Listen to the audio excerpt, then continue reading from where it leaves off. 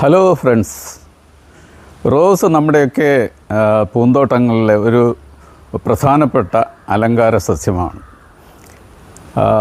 അതിൽ ഇഷ്ടം പോലെ ഇനങ്ങളുണ്ട്. പല കളറുകളിലുള്ള, പല കളർ കോമ്പിനേഷനിലുള്ള ഇഷ്ടം പോലെ ഇനങ്ങൾ റോസിലുണ്ട്. ഈ നല്ല ഇനം റോസുകളൊക്കെ നമ്മൾ ബഡ് ചെയ്ത തൈകളാണ് വാങ്ങി വളർത്തുന്നത്. നമ്മുടെ നാടൻ ഇനങ്ങളൊക്കെ ഒരു പക്ഷേ കമ്പ് മുറിച്ച് നട്ട് കഴിഞ്ഞാലും അത് വളർന്നു വരും. പക്ഷേ നല്ല ഇനം റോസുകളൊക്കെ നമ്മൾ ബഡ് ചെയ്ത തൈകളാണ് വാങ്ങുന്നത്. അപ്പോൾ ഞാൻ ഈ 2 ദിവസത്തിന് മുമ്പ് 2 ബഡ് ചെയ്ത റോസിൻ്റെ തൈകൾ വാങ്ങിച്ചു. അപ്പോൾ അത് നോക്കിയപ്പോൾ എൻ്റെ കയ്യിൽ ശ്രദ്ധയിൽപ്പെട്ട ഒരു കാര്യം നിങ്ങളോട് പറയാൻ വേണ്ടിയിട്ടാണ് ഈ വീഡിയോ ചെയ്യുന്നത്. ബഡ് ചെയ്ത റോസിൻ്റെ ഒരു പ്രത്യേകത എന്ന് പറഞ്ഞു കഴിഞ്ഞാൽ അതിൽ 2 ഭാഗങ്ങളുണ്ട്. ഒന്ന് അതിൻ്റെ റൂട്ട് സ്റ്റോക്കും, മറ്റൊന്ന് സയോൺ.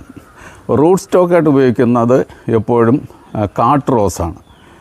അതേസമയത്ത് സയോണായിട്ട് ഉപയോഗിക്കുന്നത് നമ്മൾ തിരഞ്ഞെടുത്ത കളർഫുള്ളായിട്ടുള്ള നല്ല ഇനത്തിൻ്റെ ബഡ് ആണ് സയോണായിട്ട് ഉപയോഗിക്കുക. ഈ സയോൺ ബഡ് ഈ കാട്ട് റോസിൽ ബഡ് ചെയ്ത് ചേർക്കുന്നു, അല്ലെങ്കിൽ ഒട്ടിച്ച് ചേർക്കുന്നു. പ്രധാനമായിട്ടും 2 രീതിയിലുള്ള ബഡ്ഡിങ്ങാണ് ചെയ്യുന്നത്. ഒന്നുകിൽ ടീ ബഡ്ഡിങ് എന്ന് പറയും, അല്ലെങ്കിൽ പാച്ച് ബഡ്ഡിങ്, വേറൊരു തരം. രണ്ടിനും പർപ്പസ് ഒന്ന് തന്നെയാണ്, ഇതിൽ ഒട്ടിച്ച് ചേർക്കുക എന്നുള്ളതാണ്. അപ്പോൾ ഇത് ഒട്ടിച്ച് ചേർക്കുന്ന ആ സ്ഥലത്തിന് നമ്മൾ പറയുന്നത് അതിൻ്റെ ബഡ് യൂണിയൻ എന്നാണ്. അതായത് റൂട്ട് സ്റ്റോക്കും സയോണും കൂടെ ചേരുന്ന പോയിൻറ്റിന് പറയുന്നത് ബഡ് യൂണിയൻ. അപ്പോൾ ഈ ബഡിൽ നിന്ന്, അതായത് നമ്മൾ സയോൺ ബഡിൽ നിന്ന് വളർന്നു വരുന്ന ചെടികളിൽ ഇത് ഇവിടെ കാണുന്നത് പോലെ നല്ല കളർഫുള്ളായിട്ടുള്ള ഫ്ലവേഴ്സ് ഉണ്ടാവും. എന്നാൽ പലപ്പോഴും നമ്മൾ ശ്രദ്ധിക്കപ്പെടാതെ പോകുന്ന വേറൊരു കാര്യമുണ്ട്. ഈ ബഡ് യൂണിയൻ്റെ താഴ്ഭാഗത്തു നിന്ന് മുളകൾ വന്നു കഴിഞ്ഞാൽ, സ്പ്രൗട്ട് വന്നു കഴിഞ്ഞാൽ അത് കാട്ട് റോസിൻ്റെ സ്വഭാവമായിരിക്കും കാണുക. എന്ന് പറഞ്ഞു കഴിഞ്ഞാൽ അത് പൂക്കത്തില്ല, കാട്ട് റോസ് പൂക്കത്തില്ല.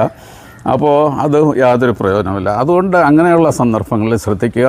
ബഡ് യൂണിയൻ്റെ താഴെ നിന്ന് വരുന്ന സ്പ്രൗട്ടുകൾ നമ്മൾ ഒഴിവാക്കി കളയണം. അത് മുളയിലെ നുള്ളിക്കളയണമെന്ന് പറയുന്നത് പോലെ അത് കട്ട് ചെയ്ത് കളയുകയല്ല വേണ്ടെന്ന്.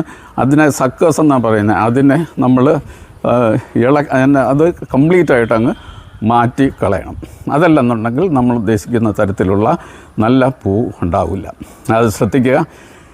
ഇത് നിങ്ങൾക്ക് ഇഷ്ടമായെങ്കിൽ, പ്രയോജനകരമായി എന്ന് തോന്നുന്നെങ്കിൽ ലൈക്ക് ചെയ്യുക, ഷെയർ ചെയ്യുക, സബ്സ്ക്രൈബ് ചെയ്യുക.